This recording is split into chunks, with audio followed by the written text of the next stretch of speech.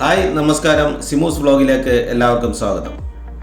ഇന്നത്തെ നമ്മുടെ യാത്ര മരുഭൂമിയിലെ കണ്ടൽക്കാടുകൾ നിറഞ്ഞ മനോഹരമായ ഒരു സ്ഥലത്തേക്കാണ്. അൽ ദഖീറ ബീച്ച്. ഖത്തറിൻ്റെ വടക്കുകിഴക്ക് തീരത്ത് സ്ഥിതി ചെയ്യുന്ന അൽ ദഖീറ ബീച്ചിൽ എത്തിച്ചേരുവാൻ ദോഹയിൽ നിന്നും ഏകദേശം 1 മണിക്കൂർ യാത്ര ചെയ്യണം. ഖത്തറിലെ ഏറ്റവും പഴക്കമേറിയതും വലിപ്പമേറിയതുമായ കണ്ടൽക്കാടുകളിൽ ഒന്നാണിത്. ഉപ്പുവെള്ളത്തിൽ വളരുന്ന ഈ തദ്ദേശീയ മരങ്ങൾക്ക് കടുത്ത താപനിലയെ നേരിടാൻ കഴിയും. വർഷം മുഴുവനും പക്ഷികളെയും മത്സ്യങ്ങളെയും ആകർഷിക്കുന്ന ഒരു സവിശേഷ ആവാസ വ്യവസ്ഥ കൂടിയാണ് ഇത് ഖത്തറിൻ്റെ സംരക്ഷിത റിസർവ് ഏരിയയായി 2006 പ്രഖ്യാപിച്ചു. കണ്ടൽക്കാടുകളെ അടുത്തറിയുന്നതിനും സൂര്യോദയം ആസ്വദിക്കുന്നതിനും ഫാമിലിക്കൊപ്പവും സുഹൃത്തുക്കൾക്ക് ഒപ്പവും ഒഴിവു സമയം ആസ്വദിക്കുന്നതിനും അനുയോജ്യമായ സ്ഥലമാണ് ഇത്.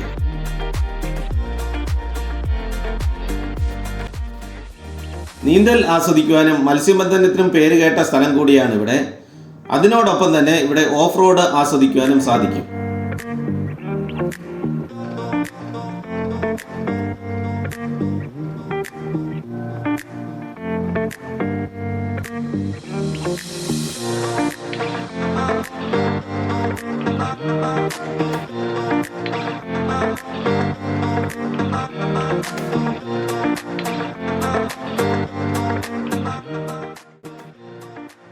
ഈ തീരദേശത്തിന് സമീപത്തായി സ്ഥിതി ചെയ്യുന്ന മനോഹരമായ സ്ഥലമാണ് പർപ്പിൾ ഐലൻഡ്.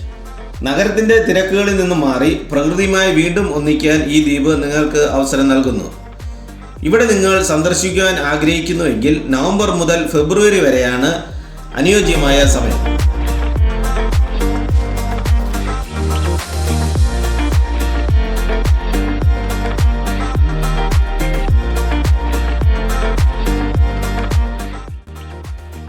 ഇവിടെ പക്ഷി നിരീക്ഷണത്തിനും വിവിധതരം കടൽ ജീവികളെ കാണുവാനും കഴിയും.